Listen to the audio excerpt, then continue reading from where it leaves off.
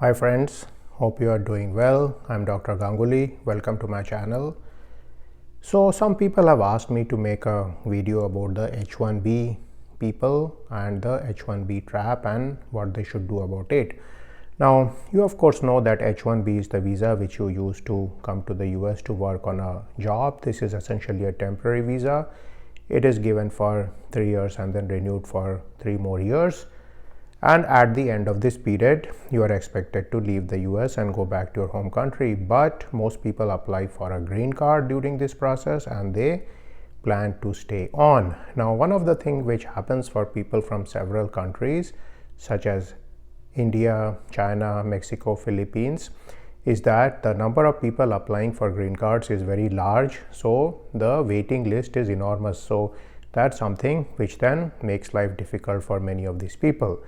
Now, another possibility is that while you are on the H1B visa, you may lose your job, and most of the H1B people are in the tech sector, the IT sector, and what happens is that this particular sector is subject to various vagaries in terms of the demand and supply situation. So every now and then there is a lot of layoff taking place in these companies, and so people lose their job and they have 60 days to essentially leave the country. So this can cause a lot of problem for them. So I'm going to give you 5 points about how to lead your life in the US as a person with a H1B visa. These points are somewhat contrary to what many people are going to tell you, but I think these points are useful because I have seen various cycles of people who have been in US all the way from the time Ronald Reagan was the president of US to the time Joe Biden is the president of US. So let us begin. Now, the number one thing is that you want to rent and not buy during this stage. And by this I mean a house or a property. And of course, many people will tell you that you are simply throwing money down the drain. You are paying rent, you could be paying a mortgage, you could be paying off your home loan and so on. Now, all that is true. But the problem is the cost of homes is very high. You need to make a substantial down payment, and therefore it is anyway going to take you some time to save the money to get a home. But even if you are able to somehow get the money, I know nowadays people get some money from their relatives and friends also, even from their parents. I would caution you not to jump into this decision very quickly, because what happens is that during the time the markets are tough in US, the stock market, that is the same time when the property market also often has problems. So it's going to be very difficult to sell a house at short notice and go back to your home country if you are on the H1B visa. So my suggestion is to stay in a rental situation for some time till you have more clarity about your case.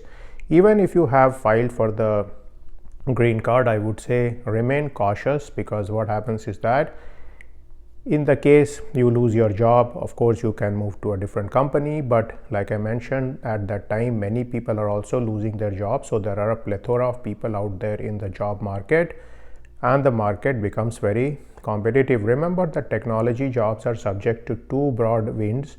One is the AI and the second is outsourcing. So at any point the managers in US are always trying to reduce costs by making it possible for the job to be either done by AI or to be outsourced to some foreign country. So do keep these things in mind.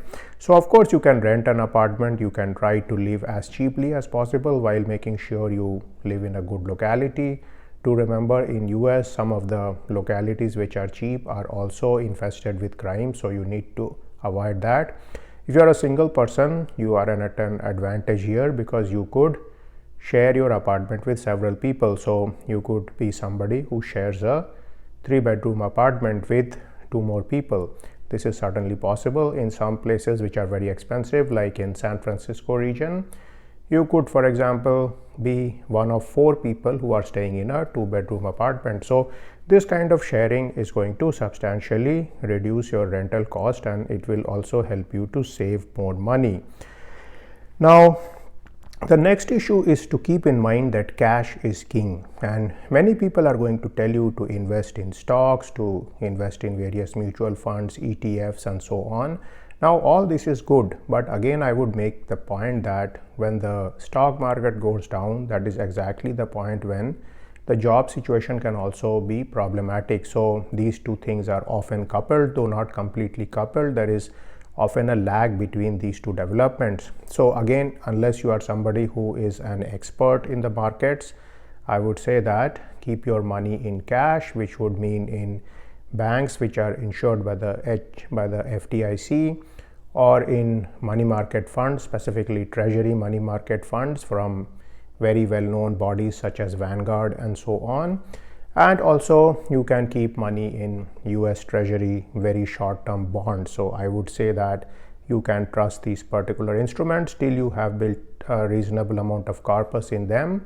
I would say stay away from the stock market. Later, if you are more settled, maybe you have been in the US for a couple of years, you can start off thinking in investing in some balanced funds and so on.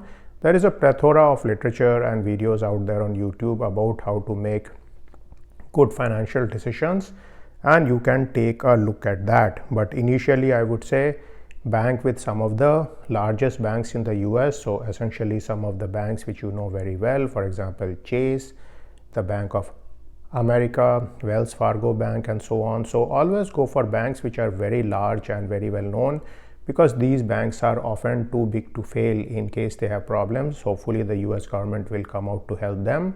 But do remember that often very small banks are somewhat problematic in some cases. So I would stay away from them even from saving perspectives.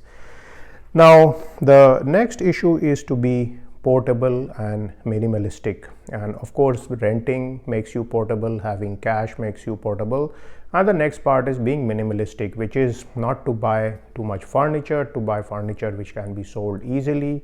If you are planning to get a car, you can lease a car, and in that case you can return the car after 3 years, then you can again lease a car for 3 years and so on.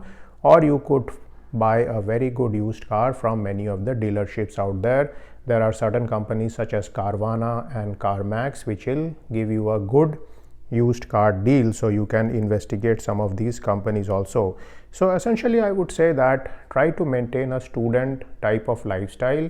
If you see the lifestyle of most typical graduate students in universities, you will see that they follow some of these rules. They stay in apartments, they have cars which are used, and they also try to shop at places which have lowest cost. So for example, you can buy things from wholesale companies and so on, such as Costco. They are going to be certainly cheaper.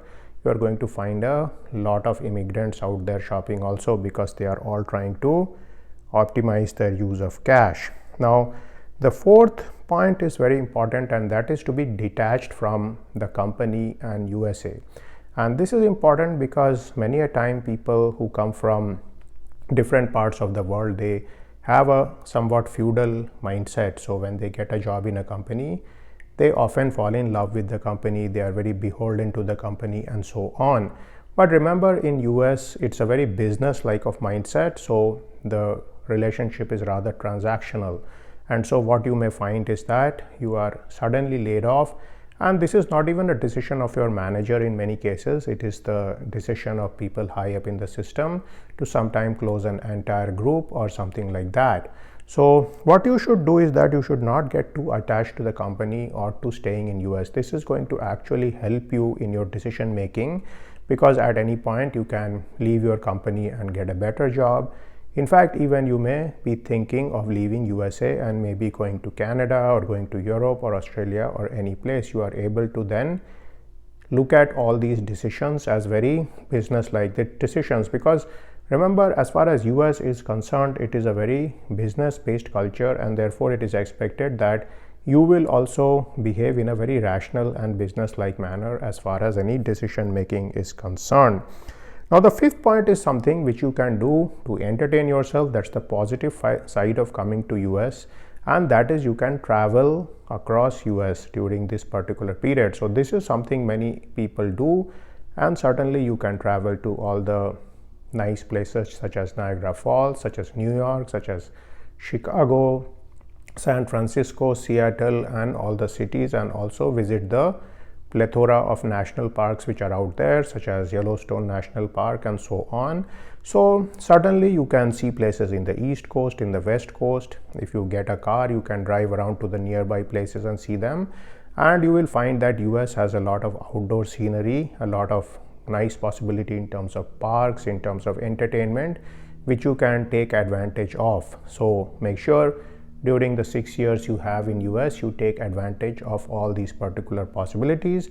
But I would say you can do all these things. You can be like a tourist, you can be like a student, you can be like a temporary worker, but do not start thinking of yourself as a permanent resident of US unless you have got the permanent resident green card. So that is something to keep in mind, that as long as you have not got that green card, it is a good idea to keep oneself portable and minimalistic, detached from various things, and always ready to move back to your home country, where for all you know, you may actually land up a better job. You can take your cash back with you, you can quickly sell your used car and your furniture, and you may even get a better job than you had in US. So this has happened to many people, and this may happen to you also in case things do not work out. So this was my straight talk about the H1B visa survival tips. I hope you will benefit from this video.